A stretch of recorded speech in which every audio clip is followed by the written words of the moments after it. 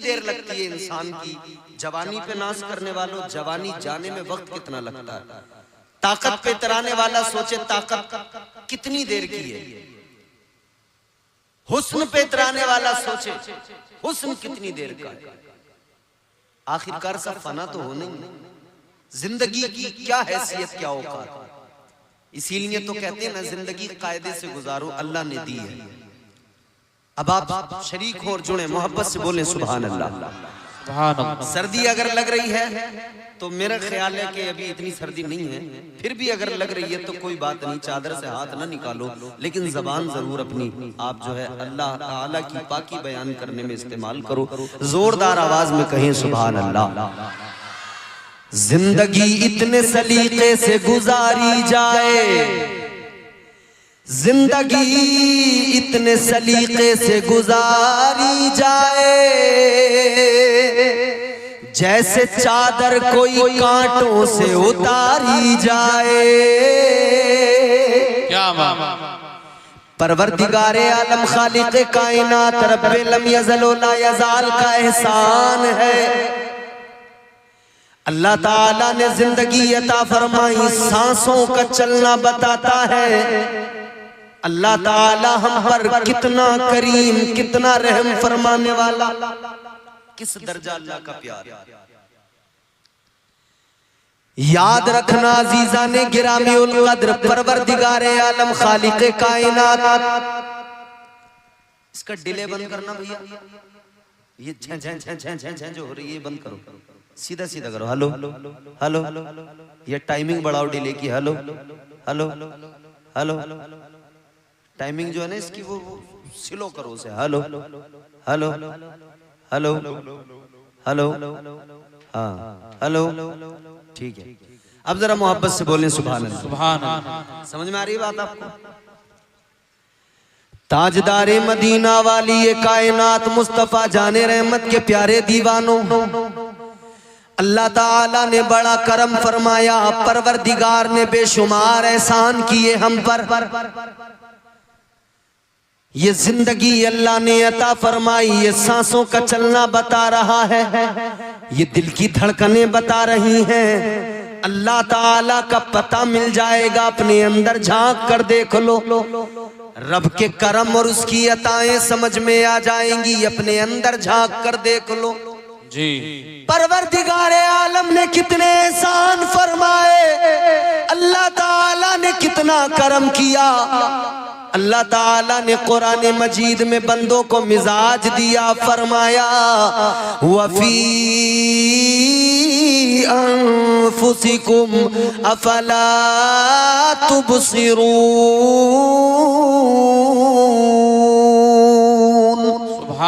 कुरान कहता है अपने अंदर जरा झांक कर देख ले, अपने आप में जरा गौर करके देख ले। ऐ अल्लाह के बंदे अपने ऊपर नजर डाल, अपने ऊपर नजर डाल, खुद को जरा देख ले, खुद को देख, तुझे समझ में आएगा अल्लाह ताला ने तुझे बनाया, उसकी कुदरत तुझे समझ में आएगी। अल्लाह ने तेरी आंखों में जो रोशनी अता फरमाई, दुनिया की सारी टेक्नोलॉजी दम तोड़ जाएगी, सारे डॉक्टर, सारा साइंस दम तोड़ देगा, मगर ऐसी रोशनी आंख में कोई नहीं डाल सकता। अल्लाह ताला ने जो ताकत तेरे हाथ को अता फरमाई, अल्लाह ताला ने जो हाथ को घुमाने की सलाहियत तुझे दी है, कोई चाहे जितने रोबोट बना ले, मगर ये सलाहियत, ये ताकत कोई नहीं डाल सकता है। अल्लाह ताला ने जो तुझे सूंघने की ताकत अता फरमाई है, जो अल्लाह ने अता फरमाई है, वैसी ताकत तुझे कोई अता नहीं कर सकता है। याद रखना इंसान अल्लाह ताला ने जैसा बना दिया, ये फकत उसका बनाना है। कायनात सारी मिलकर कोशिश कर ले, कोई दूसरा ऐसा बना नहीं सकते हैं जी। क्या बात, क्या बात। मजा नहीं आ रहा माइक में आपके, न जाने क्यों। शायद या तो मैं माइकों पर नहीं बोलता, ऐसा भी हो सकता है, मुझे तजुर्बा ना हो माइकों का। जोर से बोलें सुभान अल्लाह। सुभान अल्लाह। अजीजाने गिरामीउल कद्र वो हमारा परवरदिगार है, वो खालिक कायनात, उसकी शान क्या सुनो। मैं आपको कुरान सुनाऊंगा, अल्लाह का फरमान सुनाऊंगा, मुस्तफ़ा की हदीस से सुनाऊंगा, बस आप थोड़ा सा इत्मीनान से सुनते रहें। परवरदिगार आलम खालिक कायनात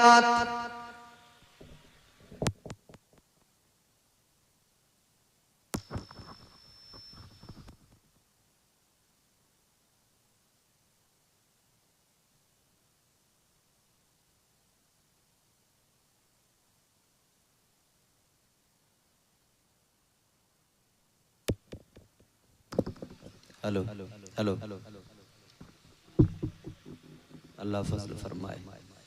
परवरदिगार इनके माइक में अब जो लगा है इसमें भी, पहले वाले में भी अल्लाह बरकतें अता फरमाए। अब जरा जोर से कह दें सुभान अल्लाह। अल्लाह की शान पहले जरा सी आपको मैं बताऊं, फिर अपने उन्वान पर आपको लेकर चलूंगा। आज अल्लाह ताला ने हमें जमीन दी, घर दिया, मकान दिया, जो कुछ मिला अल्लाह ने अता किया। किसी के पास अगर 50 बीघा जमीन हो या 100 बीघा जमीन, वो उसको एक ज़ौम होता है कि मेरे पास बड़ी मिल्कियत है। जमीन हो तब ज़ौम है, मकान अच्छा बन जाए तब ज़ौम है, आदमी मगरूर होता है जी।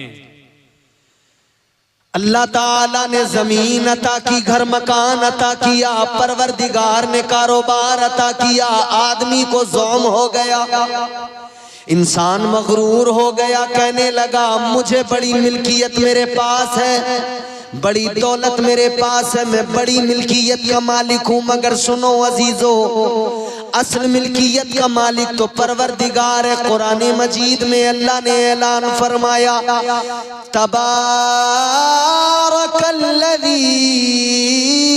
बियदिहिल मुल्कु व हुवा अला कुल्ली शैइन कदीर। परवरदिगारे आलम ने ऐलान फरमाया, कुरान कहता है बड़ी बरकत वाली जात है परवरदिगार की, वही मुल्कों का मालिक, वही सारी कायनात का मालिक जी। परवरदिगारे आलम सारी कायनात का मालिक, वही हमारा खुदा, वही बादशाह, वही नवाजने वाला, वही अता करने वाला।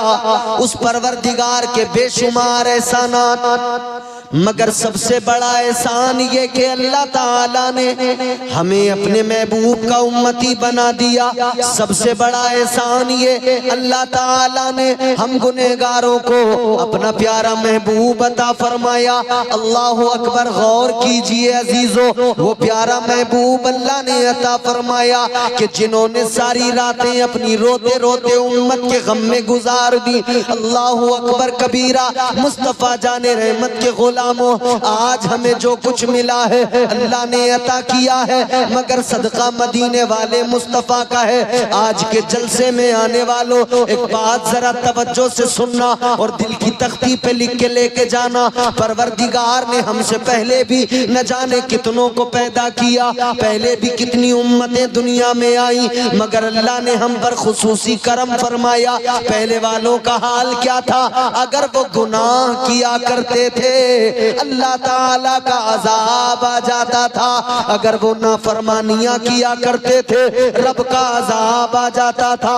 याद रखो अजीजों, एक उम्मत ने गुनाह किया, अल्लाह ताला की नाफरमानी की, अजाब आ गया, अल्लाह ताला ने उनको बंदर बना दिया। एक नाफरमानी की, अल्लाह ने उनको बंदर बना दिया। अभी बंदर आया, आप देखकर हंसने लगे, आप देखकर उसी में लग गए, मगर सुनो सुनो, एक उम्मत ने एक नाफरमानी की, अल्लाह ताला ने बंदर बना दिया। किस लिए? नाफरमानी की वजह से। किस लिए? बेशक नाफरमानी की वजह से। आज की रात जब जलसा मुकम्मल हो जाए, आप अपने घर जाएं, घर पे जाना, आईना उठाना, अपना चेहरा देखना और चेहरा देखकर अल्लाह का शुक्र अदा करना। अल्लाह की बारगाह में कहना, मौला तेरा बड़ा करम है, उन्होंने एक नाफरमानी की, तूने उनको बंदर बना दिया। मैं तो रात दिन नाफरमानी करता हूं, सुबह से लेकर रात तक नाफरमानियां। ऐ मेरे परवरदिगार, इतनी नाफरमानियों के बावजूद भी तूने मुझे बंदर नहीं बनाया। मैं सुबह बिस्तर से उठता हूं, नाफरमानी करता हूं, दिन भर मैं झूठ भी बोलता हूं, गीबत भी करता हूं, चुगलियां भी करता हूं, मगर तूने मुझे बंदर नहीं बनाया। इतनी नाफरमानियों के बावजूद भी अल्लाह ने बंदर नहीं बनाया, चेहरा नहीं बिगाड़ा, अल्लाह ने चेहरे मस्ख नहीं किए। अल्लाह का शुक्र अदा करना, मौला तेरा बड़ा करम है। या अल्लाह, इतनी नाफरमानियों के बावजूद भी मेरा चेहरा सलामत है। और एक बात और याद रखना, अल्लाह ताला का शुक्र अदा करना और इसको अपना कमाल न समझ लेना, अपनी इबादतों का कमाल न समझ लेना। ये न समझ लेना कि मेरे सजदों ने मुझे बचाया है, ये न समझ लेना कि मेरी इबादतों ने मुझे बचाया है। याद रखना, अगर आज़ाब नहीं आता तो ये हमारे आपके सजदों का कमाल नहीं है, ये मदीने वाले मुस्तफा का कमाल है। नारे तकबीर, नारे रिसालत, मसलके आला हजरत, उलमा अहले सुन्नत जिंदाबाद जिंदाबाद, सुभान अल्लाह। ये हमारे सजदों का कमाल नहीं, मुस्तफा का कमाल है। ये मुस्तफा का सदका है जो अल्लाह का अजाब नहीं आता। इस्लाम के मानने वालों, आज हम सारी दुनिया को कहते तो हैं, बताते तो हैं, फख्र के साथ हाथ उठा के हम कहते तो हैं, इस्लाम सबसे अच्छा मजहब, इस्लाम सबसे प्यारा मजहब। लेकिन जब अमल की बात आए तो हमारा हाल ये,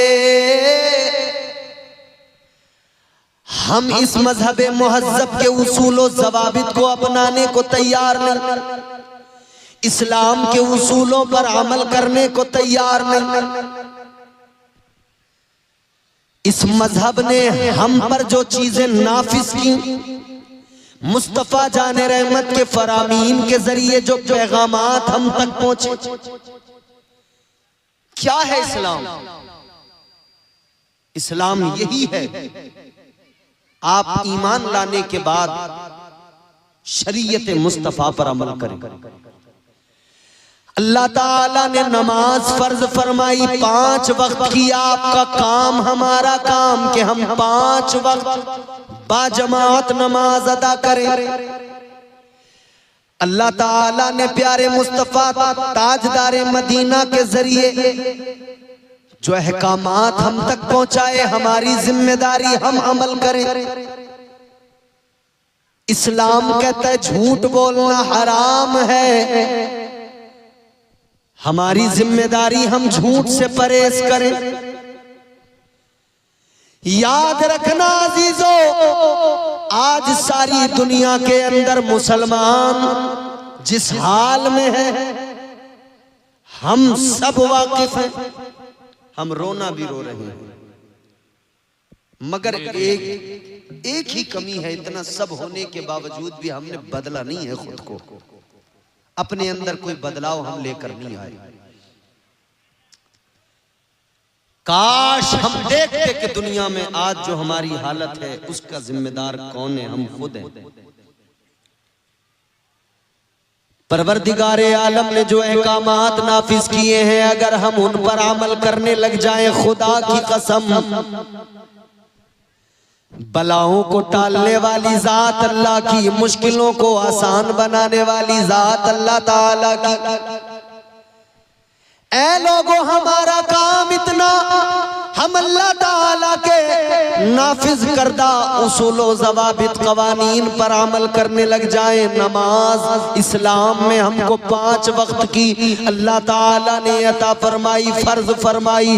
नमाज पढ़ने लग जाए ताकि नमाज जब हम नमाज में सर झुकाएं, हमारा रब हमारी पेशानियों को झुकता हुआ देखकर, हमारी पेशानियों को जमीन पर देखकर राजी हो जाए। अजीज़ाने गिरामीउल कद्र, आज मुसीबत आई हुई है, आज हालात ये है, एक के बाद एक मस्जिदों पर हमला किया जा रहा है। मगर याद रखना, आज हम रो रहे हैं मस्जिदों का रोना, लेकिन फिर भी नमाज पढ़ने को तैयार नहीं, फिर भी पेशानियां झुकाने को तैयार नहीं, फिर भी रब के हुजूर सजदा करने को तैयार नहीं। ताजदारे मदीना ने नमाज की अहमियत बयान फरमाई। परवरदिगारे आलम के प्यारे महबूब ने नमाज का मकाम बयान किया। इधर सुनो, मेरी तरफ देखो, अल्लाह ताला ने नमाज फर्ज फरमाई, मुस्तफा ने ऐलान फरमा दिया। आका ने फरमाया, नमाज मेरी आंखों की ठंडक है। ऐ मस्जिदों को बचाने वालों, पहले अपनी पेशानियां मस्जिदों में झुकाओ। मस्जिदों के लिए सिर्फ मैदान में आकर शोर करना काफी नहीं होता, बल्कि पहले मस्जिदों में सर भी झुकाना होता है। और इतना सब होने के बावजूद भी, इतना सब देखने के बावजूद भी हमको क्या चाहिए था कि आज वहां ऐसा हुआ है। चलो हम तो खुद को बदले, हम तो अपने गांव की मस्जिदों को आबाद करें, हम तो 5 वक्त की नमाजें पढ़ने लग जाए। लेकिन अफसोस बराबर है, नमाज पढ़ने को हम तैयार नहीं। अफसोस बराबर है, एक वक्त भी सर झुकाने को हम तैयार नहीं। अल्लाह अकबर कबीरा। आओ अजीजों, मैं एक बात बताता हूँ, आज अगर आपका कहना यह है कि नमाज में जाने नहीं देता शैतान, या नमाज में दिल नहीं लगता हमारा, तो याद रखना, मेरे आका ने नुस्खा बता दिया, ताजदारे मदीना ने तरीका बता दिया। आप नमाज को आइए, आप कम से कम आकर नमाज पढ़ना तो शुरू कीजिए। धीरे धीरे धीरे धीरे इस दिल में नमाज की मोहब्बत और अहमियत खुद ब खुद अल्लाह डाल देगा, और नमाज में दिल भी लगने लगेगा, नमाज में दिल भी लगने लगेगा। क्योंकि कुरान ने खुद ऐलान किया, अल्लाह ताला ने फरमाया, इन्नस्सलात तन्हा अनिल फहशाई वल मुनकर। अल्लाह ने फरमाया, नमाज बेहयाइयों से, बुरी बातों से रोकती है। सुभान अल्लाह, सुभान। एक अकेली नमाज है, मगर रोकती है न जाने कितनी बुराइयों से। मजे की बात मैं आपको बताऊं, नमाज बेहयाइयों से, बुराइयों से रोकती है, मगर जितना आदमी का नमाज में दिल नहीं लगता ना, उससे कहीं ज्यादा नमाज की बात सुनने में दिल नहीं लगता। ये भी एक सच्चाई है। जी जी जी। नमाज की बात भी सुनना आदमी को गवारा नहीं है। जलसों में तो ये सोच रहे हैं लोग कि बस बाहर से मौलाना आए और एक रात में तमाम गांव को जन्नती बना के चले जाए। मौलाना के बाप की जन्नत नहीं है, अल्लाह पाक की जन्नत है। दुनिया भर का कोई भी मौलवी आए, आपको एक रात में जन्नती नहीं बना सकता। याद रखना, जन्नत अल्लाह ताला की, मालिक मुस्तफा। जन्नत में जाना है तो उसी तरीके से जाओगे जो तरीका मुस्तफा ने अता फरमाया है। सुभान अल्लाह, सुभान। एक शख्स मेरे हुजूर की बारगाह में आया, आका की बारगाह में आया। एक शख्स कहने लगा, हुजूर कलमा तो पढ़ लूं, ईमान तो ले आऊंगा, मगर नमाज नहीं पढ़ूंगा। सुने, बहुत तवज्जो से सुने। इसका मतलब यह है कि नमाज वाकई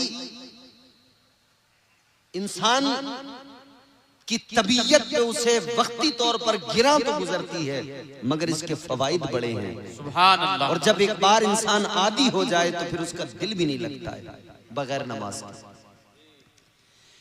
नौजवानों, जलसा कराने वालों, मुबारकबाद है, मगर सुनो सुनो, जिस तरह से जलसे करा रहे हो इसी तरह से मस्जिदों में और जाने लगो, नमाजी और बन जाओ। खुदा की कसम, इधर तुम जलसे भी करा रहे हो और मस्जिदों में जाओगे, नमाज पढ़ोगे, खुदा की कसम तुम्हारी पेशानियों से सजदों का नूर नजर आएगा।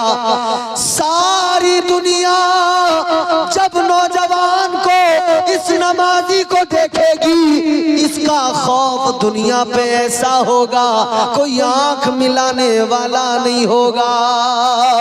वो जिन्होंने दुनिया को फतह किया, वो जिन्होंने दुनिया पे इस्लाम का परचम लहराया, वो बेनमाजी नहीं थे, सब नमाजी थे। सुभान अल्लाह, सुभान अल्लाह, सुभान अल्लाह। बहुत जिन्होंने कैसर और किसरा को फतह किया था, जिन्होंने रोम की हुकूमत का तख्ता पलट दिया था, वो बेनमाजी नहीं थे, सब नमाजी थे।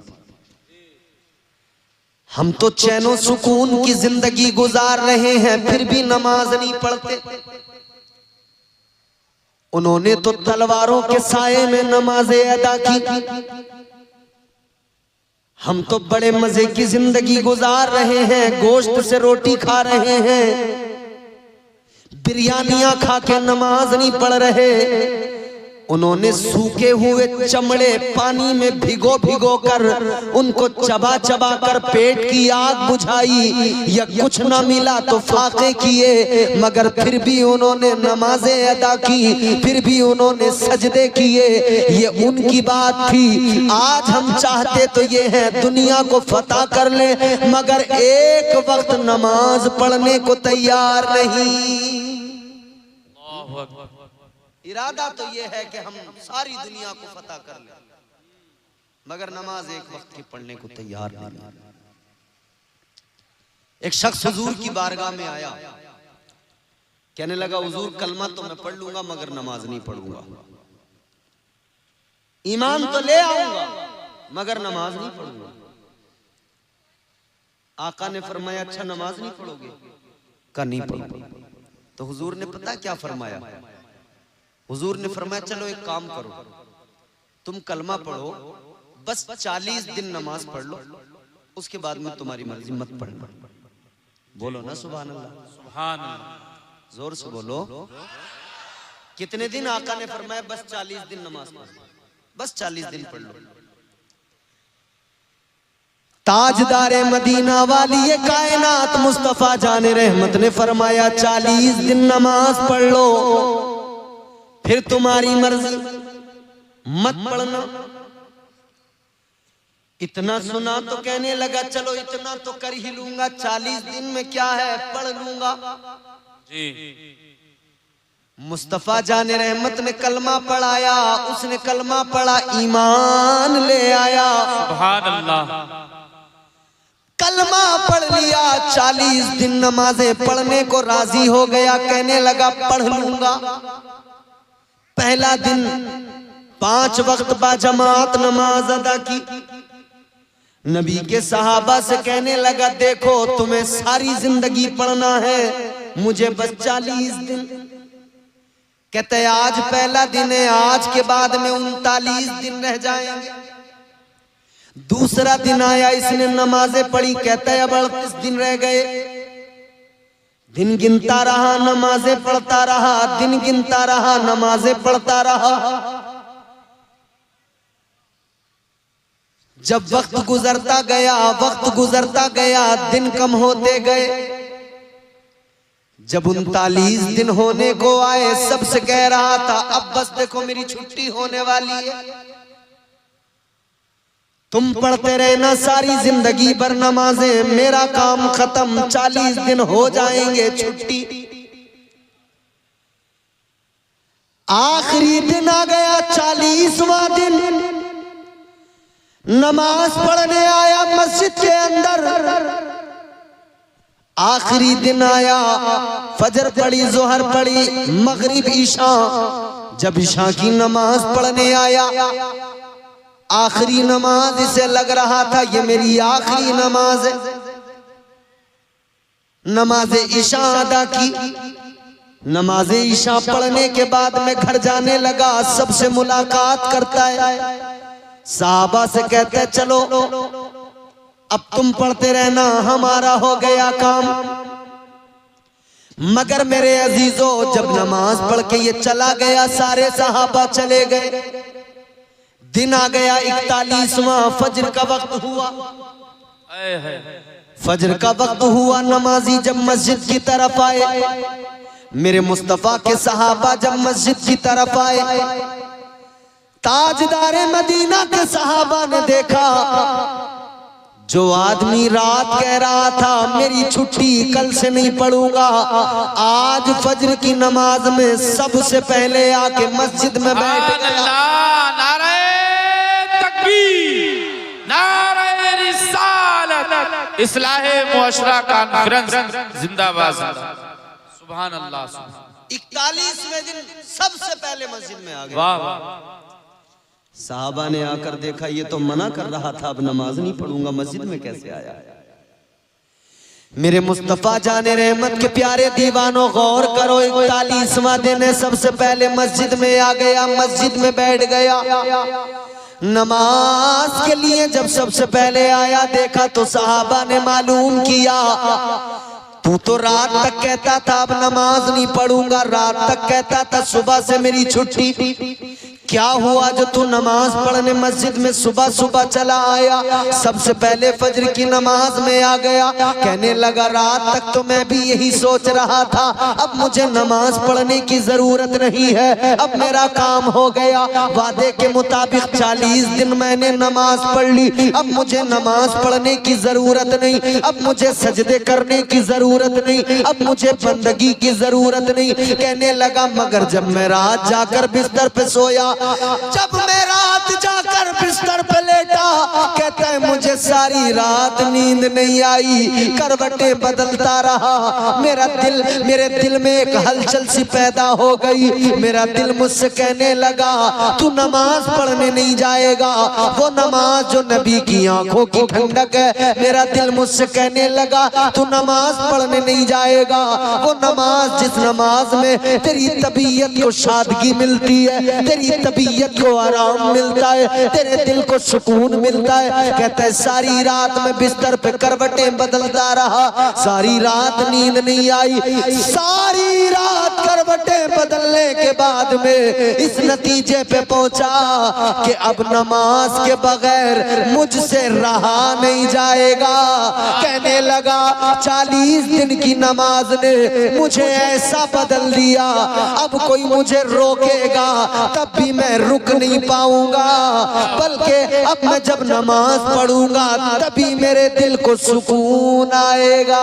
सुभान अल्लाह, सुभान अल्लाह, बहुत खूब। कहता है अब अगर नमाज नहीं पढ़ूंगा तो मेरे दिल को करार ही नहीं मिलेगा, सुकून ही नहीं मिलेगा। ये नमाज वो है कि बंदा पढ़ने तो लगे, दिल खुद ब खुद लग जाता है। एक अल्लाह वाले थे, एक बुजुर्ग थे, उनकी बारगाह में एक शख्स आया, कहने लगा, हुजूर नमाज में दिल नहीं लगता। आप लोगों का लगता है दिल? ये बड़ा खतरनाक सवाल है।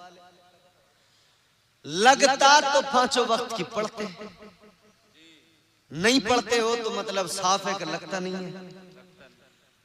मगर सुनो, जिनका नहीं लगता है उनके लिए बात बता रहा हूं, बड़े फायदे की बात बता रहा हूं, जिनका नमाज में दिल नहीं लगता। अल्लाह वाले की बारगाह में एक आने वाला आके कहने लगा, नमाज में दिल नहीं लगता,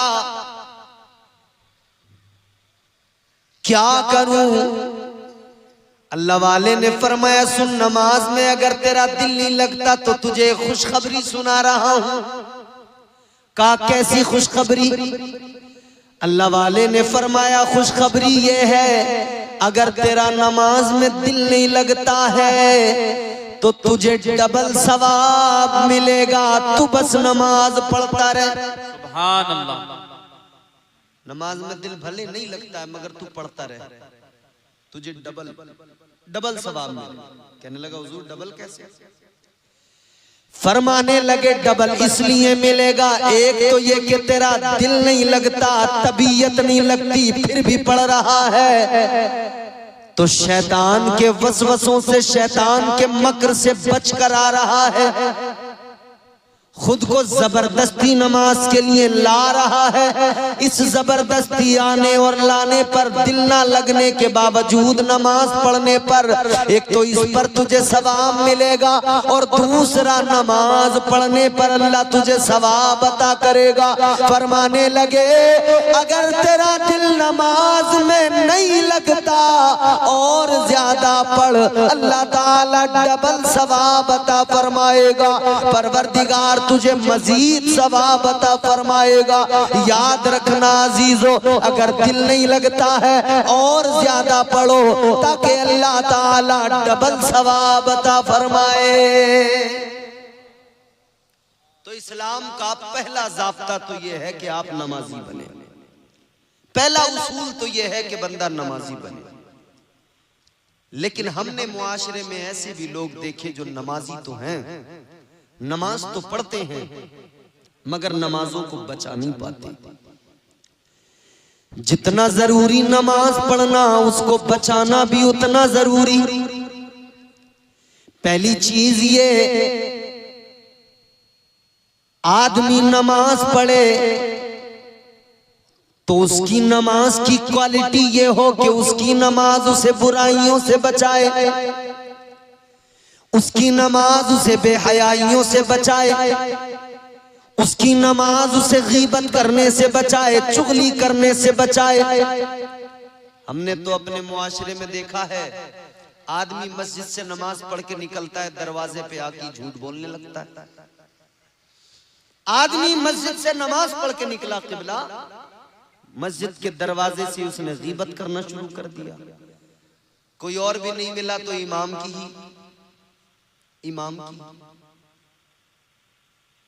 याद रखना, नमाज पढ़ना फर्ज है, नमाज को बचाना भी जरूरी। नहीं बचा सके तो क्या, कबूल करना न करना परवरदिगार का काम है, अमल करना हमारा काम। इस्लाम ये कि हम ईमान लाने के बाद में शरीयत पर अमल करें, ईमान लाने के बाद में नमाजें पढ़ें, इबादत करें, बंदगी करें, अल्लाह से डरें। अगर ज़कात फर्ज है तो ज़कात दें, अगर इस्तिताअत रखते हैं तो हज अगर फर्ज है हज करने जाएं। नमाज, रोजा, हज, ज़कात ये फराइज है। इस्लाम को मानने वालों, इस्लाम पर अमल करने वालों, इस्लाम के उसूल और ज़वाबित दिए हैं। लेकिन हमने कितने लोग ऐसे भी देखे कि वो नमाज भी पढ़ रहे हैं, रोजे भी रख रहे हैं, हज भी करके आए हैं, मगर हज करने के बावजूद भी झूठ बराबर है, नमाज पढ़ने के बावजूद भी झूठ बराबर है, तमाम नेक अमल करने के बावजूद भी गीबत कर रहे हैं, चुगलियां कर रहे हैं। जानते हो इस सब का असल रीजन क्या है? वजह यह है मेरे अजीजों, आज हमारे आमाल में दिखावा है, रियाकारी है, खुलूस नहीं है। इबादतों में खुलूस होना चाहिए, दिखावा ना हो, रियाकारी ना हो। खुलूस अपनी अमल में शामिल करो, खुलूस अपने अमल में पैदा करो। खुलूस ना हो तो अमल किसी काम का नहीं, खुलूस ना हो तो अमल का कोई फायदा नहीं। अल्लाह अकबर कबीरा, गौर फरमाइए, ये इस्लाम है, ये प्यारा इस्लाम जो बंदे को हर तरह से संवारता है, हर तरह से आरास्ता करता है, पैदा होने से लेकर कब्र की आगोश में जाने तक। इस्लाम तमाम जिंदगी का सलीका सिखाता है, इस्लाम तमाम जिंदगी गुजारने का ढंग अता फरमाता है। जब बच्चा पैदा हो आपको करना क्या है ये भी इस्लाम बता रहा है। जब बच्चा आपका बड़ा हो उसकी तरबियत कैसे करना है ये भी इस्लाम सिखाता है। जब आपका बच्चा जवान हो जाए तब वो जिंदगी कैसे गुजारे ये भी इस्लाम सिखाता है, और जब बुढ़ापा आ जाए तो बूढ़े के साथ में फिर उसकी औलाद को क्या करना है और औलाद के साथ में इस बुजुर्ग को कैसे रहना है, ये भी इस्लाम सिखाता है। फिर इस्लाम ये भी सिखाता है कि जब बंदा कब्र में जाए तो कब्र में कैसे उतारना है, कब्र में उतारने का तरीका क्या है, कब्र में रखने के बाद की मंजिलें क्या है, आगे मुनकर नकीर आएंगे, आगे के मामलात क्या है, सब कुछ मेरे आका ने बयान फरमा दिया, सब कुछ मेरे आका ने उम्मत को सिखा दिया। ताजदारे मदीना ने सब कुछ बता दिया, सब कुछ सिखा दिया। मगर अजीजों, आज हमारी हालत ये, सब कुछ जानने के बावजूद, सब कुछ समझने के बावजूद भी हमारी हालत ये बेअमल बने हुए हैं। आज अगर दुनिया के अंदर अपने मजहब के नाम लेने के बाद में सबसे बड़ी मजहब से दूरी बनाई हुई कौम अगर कोई नजर आती है तो वो मुसलमान नजर आता है। मुसलमान मजहब का नाम तो बराबर लेगा मगर मजहब से बिल्कुल दूर नजर आता है। ये मजहब से दूरी नहीं है तो क्या है कि आज हमारी हालत ये है। मजहब से दूरी नहीं तो क्या है कि ना हम शक्ल से पहचाने जाते हैं न लिबास से पहचाने जाते हैं। जबकि आपको इशारा करके तो लोग यहां तक कह देते हैं कि कपड़ों से पहचानो, मगर हमारे लोग, बड़ी अजीब बात है, हमें कल्चर जो है ना वो अमेरिका का पसंद आता है, यूरोप का पसंद आता है। हमें नसीहत के लिए तो इस्लाम और अमल के लिए हमें दूसरे कल्चर पसंद है। अमल के मामले में दूसरे कल्चर पसंद।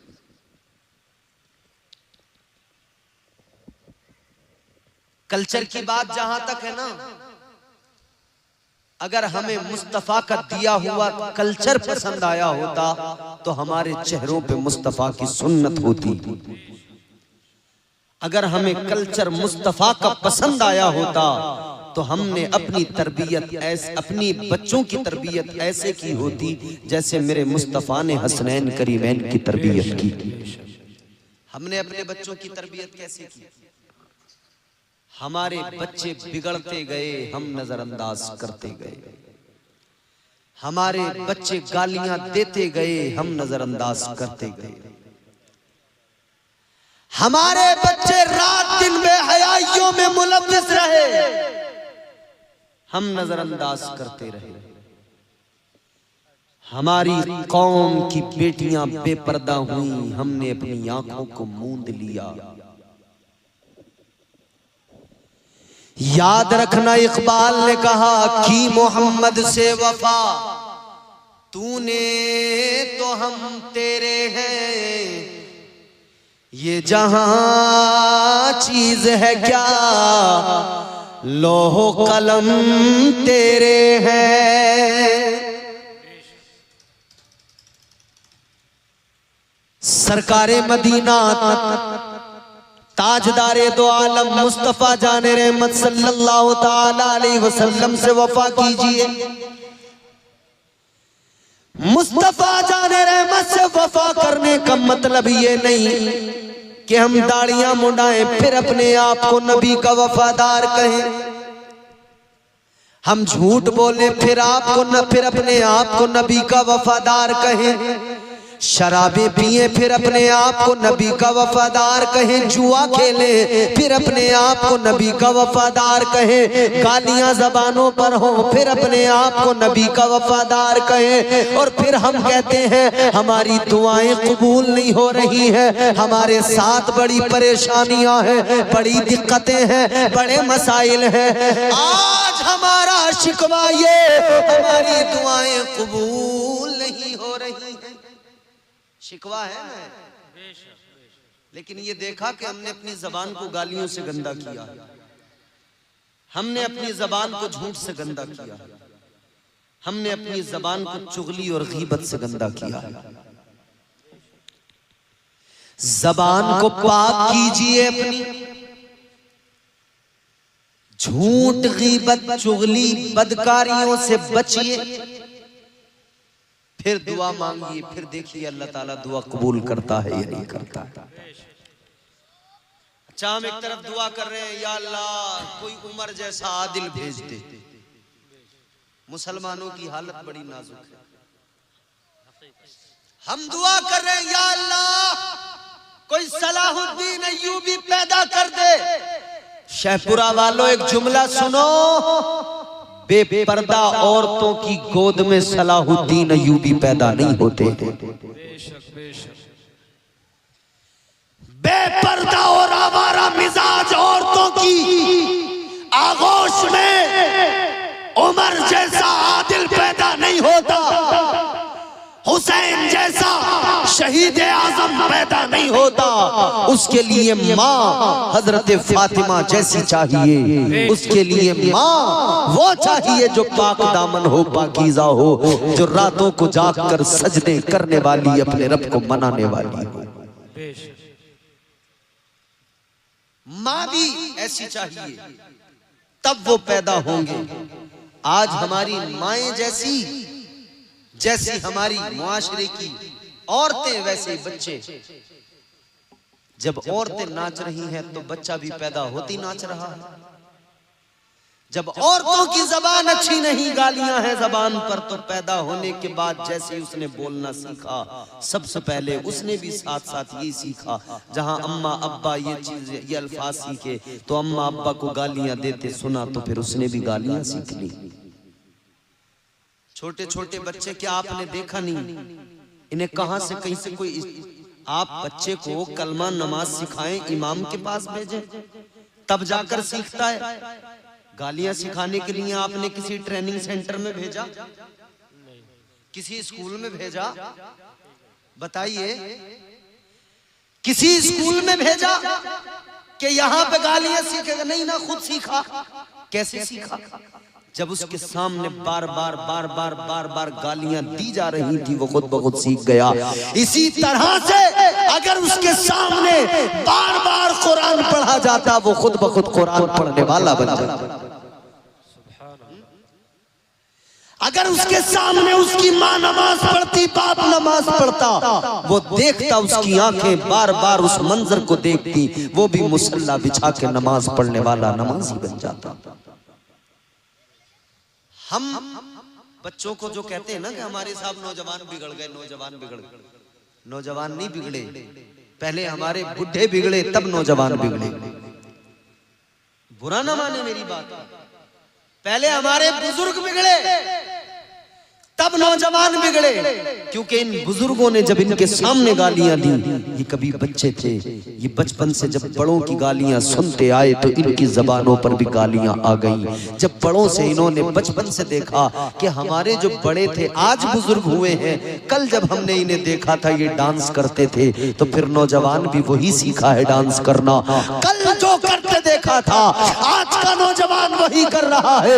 याद रखना मेरे अजीजों, जिम्मेदारी हमारी है। हम कैसे तरबियत करते हैं अपने बच्चों की, जिम्मेदारी हमारी है। जैसे हमने जरूरी समझा है कि बच्चे के लिए जमीन खरीदना है, जैसे हमने जरूरी समझा है बच्चों के लिए मकान बनाना है, जैसे हमने जरूरी समझा है बच्चों की शादियां करना है, जैसे हमने जरूरी समझा है बच्चों के लिए अच्छे इंतजामात करने हैं, जैसे हमने जरूरी समझा है इन सारी चीजों को, वैसे ही काश हमने जरूरी समझा होता कि बच्चों की तरबियत अच्छा करना है। हमने समझा होता अपने बच्चों को काबिल बनाना है, हमने समझा होता बच्चों को बुरे माहौल से बचाना है, बच्चों को गंदे माहौल से बचाना है। हमने अपने ऊपर लाजिम कर लिया होता हम अपने बच्चों को कुरान का कारी बनाएंगे, हम अपने बच्चे को दीन का इल्म देंगे, हम अपने बच्चे को मुस्तफा की शरीयत से वाकिफ कराएंगे, ताकि हमारा बच्चा कल बड़ा होकर डांसर ना बने, बल्कि ये मुस्तफा का आशिक बने और ये झूमे तो किसी दुनिया के बेहया और बदतमीज किसी सिंगर के गाने पे नहीं, बल्कि ये झूमे तो मुस्तफा की नातों को सुनकर झूमता नजर आए, मुस्तफा जाने रहमत के नगमे सुनकर झूमता नजर आए और कुरान की आयतों को सुनकर झूमता नजर आए। नाराए तकबीर, नाराए रिसालत, मसलके आला हजरत मौलाना इम्तियाज साहब क़िबला, नाराए तकबीर। तरबियत करना हमारी जिम्मेदारी, ईमानदारी के साथ खुद फैसला करें। बात को खत्म करते हैं।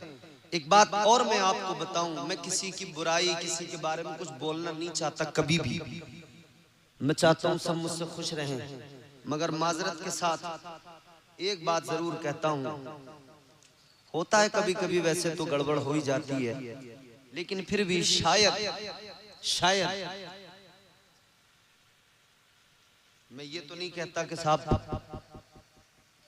सब कुछ अच्छा ही है, मगर एक चीज जरूर आपकी मेरी मनपसंद नहीं थी, वो ये माइक था आपका, जिसने मुझे पूरी बोलने ही नहीं दिया। मैं आपकी माइक की बुराई नहीं कर रहा, मशीन अच्छी है, शायद कि आज की सेटिंग आपसे नहीं हो पाई हो, वल्लाहु आलम, लेकिन हाँ बोलने नहीं दिया माइक ने। जब मुझे खुद को सुन के अच्छा नहीं लग रहा तो मैं समझ सकता हूँ कि आपको भी सुन के ज्यादा कुछ खास लग नहीं रहा होगा, मुझे ऐसा लग रहा है, बढ़िया लग रहा है, क्योंकि मैं रोज तकरीरें करता हूँ, मुझे खुद को सुन के भी लगता है कि हाँ मुझे समझ में आ रहा है। अभी जब मेरी बात मुझे समझ में ना आए तो तुम्हें कहाँ से समझ में आ सकती है? मगर खैर, अल्लाह ताला बेहतर फरमाए, इनके काम में बरकतें अता फरमाए। और कोशिश करें हमेशा कि खतीब के लिए जिस तरह का जो खतीब हो उसके लिए वैसा आप सेटिंग करें, तरन्नुम वाले खतीब के लिए उसके लिहाज से सेटिंग की जाए, और जो आम तौर पे बोलने वाले खतीब हैं उनके लिए उनके हिसाब से आप सेटिंग करें। बिल्कुल सादा बजा दे, खुश्क बजाने को मतलब नहीं, वो तो बोलते चले जाएंगे, लेकिन तरन्नुम में जैसे नात पढ़ने वाला नात के लिए तरन्नुम में उस आपसे माइक का मुतालबा करता है, वैसी तरन्नुम से बोलने वाले खतीब को भी ज़रा सा आपसे मुतालबा होता है कि माइक की खुश्की दूर हो। मगर खैर, अब मेरी आखिरी बात आप सुने, अल्लाह ताला फिर भी बड़ा करीम है। हम सब इतने गुनाहगार हैं, इतनी तमाम हमारे अंदर खराबियां हैं, हम शराबी भी हैं, हम जुआरी भी हैं, हम बदकारियों में भी हैं, हम कितनी बुराइयों में मुलव्वस हैं, मगर फिर भी अल्लाह ताला हम पर कितनी करम फरमाता है। वो नवाजने पे आए तो नवाज दे जमाना, वो नवाजने पे तो नवाज दे जमाना, वो करीम ही जो ठहरा तो करम का क्या ठिकाना। फिर भी परवरदिगार इतने करम फरमाता, इतना सब हमारे अंदर खराबियां, फिर भी अल्लाह ताला अजाब नाजिल नहीं फरमाता। इतनी सब खराबियां हमारे अंदर होने के बावजूद भी अल्लाह ताला के हम पर एहसान देखो, अल्लाह अकबर कबीरा। आखिरी बात आपको बताता हूँ, अल्लाह का करम देख लो, अल्लाह की अताएं देख लो, अल्लाह ताला कितना बड़ा करीम है, कितना बड़ा फजल फरमाने वाला है। कल मैदान महशर का मंजर आप निगाहों के सामने रखिए, नफसी नफसी का आलम है, परवरदिगार की रहमतें बंदे को बख्शने के लिए मुंतजिर है, बहाने तलाश कर रही है। अल्लाह अकबर कबीरा। कल मैदान महशर में एक इंसान होगा, परवरदिगार आलम की अदालत में खड़ा होगा, अल्लाह की बारगाह में, अल्लाह की अदालत में खड़ा होगा।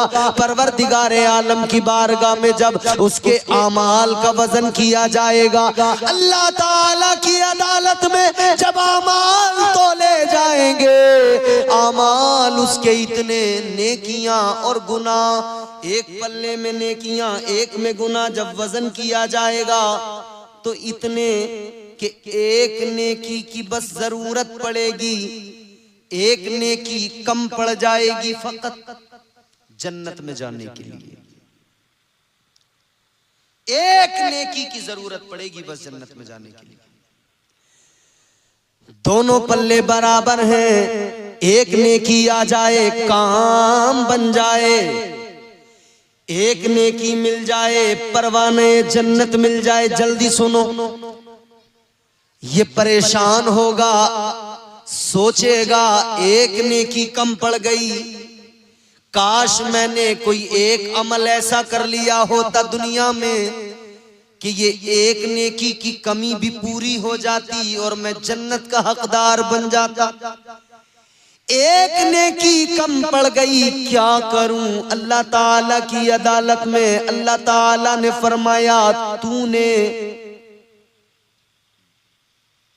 तुझ पे मैंने बड़े करम फरमाए, बहुत फजल फरमाया, मगर सुन ले, आज एक नेकी तुझे कम पड़ गई तो तेरा रब तुझे एक मौका दे रहा है। मैदान महशर में भी अल्लाह ताला ने एक मौका दिया, फरमाया जा एक नेकी किसी से मांग ले, एक नेकी किसी से ले आ, तू एक नेकी लाएगा तेरा रब तुझे जन्नती बना देगा। इसने सोचा कहां जाऊं, किधर जाऊं, किससे नेकी मांगूं? इसके दिमाग में ख्याल आया, सोचने लगा एक जात ऐसी है जिसने मुझे बहुत प्यार किया, एक जात ऐसी है जिसने मुझे बड़ी मोहब्बतों से नवाजा है हमेशा, जिसकी ममता की आगोश में मैं परवान चढ़ा। ख्याल आया वो मेरी माँ है, चलो अपनी माँ के पास जाऊं, माँ से जाकर एक नेकी मांगूं। मेरी माँ मुझसे बड़ी मोहब्बत करने वाली हस्ती, एक नेकी अगर मेरी माँ ने मुझे दे दी मेरा काम बन जाएगा, जन्नत में चला जाऊंगा। ताजदारे मदीना के गुलामों, ये माँ के पास आया, अपनी माँ से आके कहने लगा, मेरी माँ एक नेकी की जरूरत है, एक नेकी मुझे दे दे। माँ ने कहा, बेटा ये दुनिया नहीं है, ये महशर का मैदान है, यहाँ एक एक नेकी की अहमियत है। माँ ने कहा, बेटा ये दुनिया नहीं है, तेरे लिए दुनिया में मैंने बहुत कुछ किया, इतना किया कि अपनी जिंदगी भूल गई तेरी जिंदगी बनाने की खातिर। खुद को मैंने फरामोश कर दिया तेरी परवरिश की खातिर। कहती है, बेटा उधर जो करना था सब कर दिया, इधर मुझसे कोई उम्मीद न लगा, वापस चला जा। इधर मुझे अपनी फिक्र लगी है, अपने बारे में सोच रही हूँ, किसी तरह मेरी बख्शिश हो जाए, मेरा काम बन जाए। माँ ने इनकार किया, ये मायूस होकर आगे बढ़ा, सोचा किधर जाऊं, तो ख्याल आया एक जात और है जिसने जवानी से बुढ़ापे तक फिक्र की है, तो मेरी फिक्र की है, सब कुछ किया है मेरे लिए। ख्याल आया मेरा बाप भी तो मुझसे बड़ा प्यार करता था, मेरे बाप ने उंगली पकड़ के चलना सिखाया था, मेरे बाप ने तालीम से मुझे आरास्ता किया था, मेरे बाप ने मेरे लिए प्रॉपर्टी बनाई थी, मेरे बाप ने मेरे लिए मकान बनाया था, मेरे बाप ने मेरे लिए जमीन खरीदी थी, मेरे बाप ने मेरे लिए अच्छी शादी मेरी करके मेरे लिए अच्छी बीवी का इंतजाम किया था, मेरे बाप ने सब कुछ किया था। चलो बाप के पास चलता हूँ, शायद मेरा काम बन जाए। अपने वालिद के पास मैदान महशर ये इंसान गया, जाकर कहने लगा, अब्बा एक नेकी कम पड़ गई, आज एक काम मेरा कर दो, एक नेकी दे दो। आप मुझे एक नेकी दोगे, अल्लाह मुझे परवाने जन्नत अता फरमा देगा। इसने एक नेकी मांगी, मगर सुनो, बाप ने भी इनकार कर दिया, जा चला जा, मुझे अपनी फिक्र है। माँ ने मना कर दिया, बाप ने मना कर दिया, भाई के पास गया उसने मना किया, बहन ने मना किया, रिश्तेदारों ने मना किया। कल किसी से ना सुनेंगे उससे पहले आज कुरान ने समझा दिया, कुरान पढ़कर समझ लो, अल्लाह ने आज मिजाज दे दिया, कल किसी से महशर में उम्मीद ना लगाना। कुरान क्या कहता है? अल्लाह ताला ने फरमाया, यौम यफिर्रुल मर्उ मिन अखीही व उम्मिही व अबीही व साहिबतिही व बनीही। कुरान कहता है कोई उधर काम में ना आएगा, न तेरा माँ, न तेरी माँ, न बाप, न भाई, न बहन, न बीवी, न कोई रिश्तेदार, कुछ नहीं। अलगरज ये जब मायूस हुआ, किसी ने नेकी नहीं दी, तो इसको ख्याल आया कि शायद अब बात बनने वाली नहीं है। कहता है अब तो मुझे दोज़ख में जाना ही है, क्योंकि नेकी नहीं मिली तो जन्नत में कैसे जाऊंगा। ख्याल आया अब काम नहीं बनेगा, तो खुद ही सर झुकाया, शर्मिंदा हुआ, मायूस हुआ और दोज़ख की तरफ चल पड़ा। जब ये चला, रास्ते में इसे एक और मिला।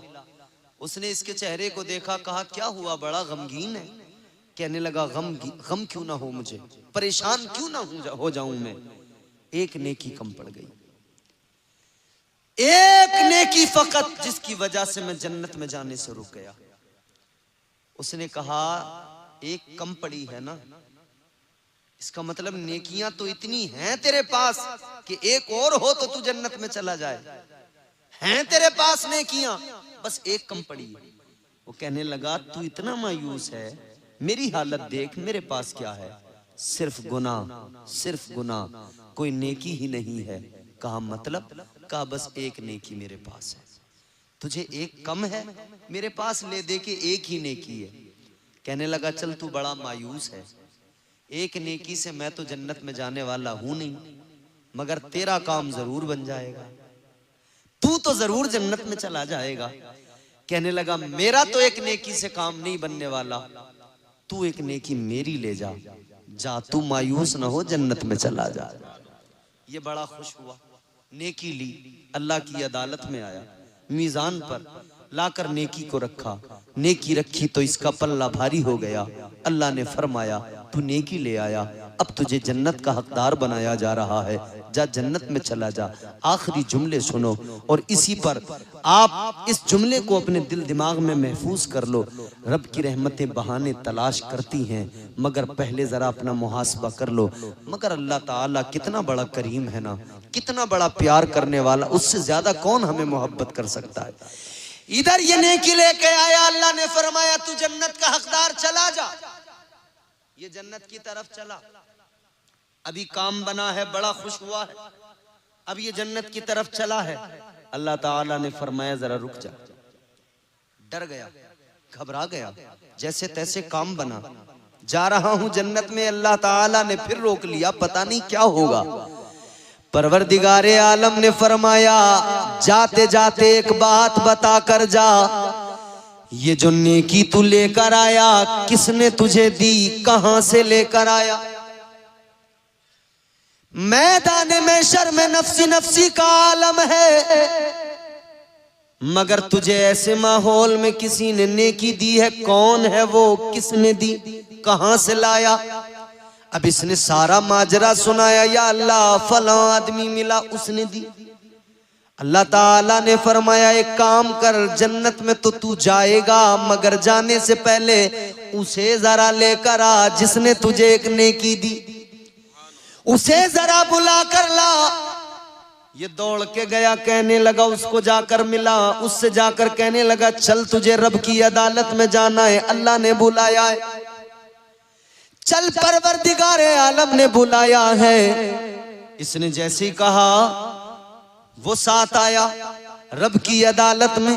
परवरदिगार ने फरमाया तूने इसको नेकी दी, या अल्लाह मैंने दी।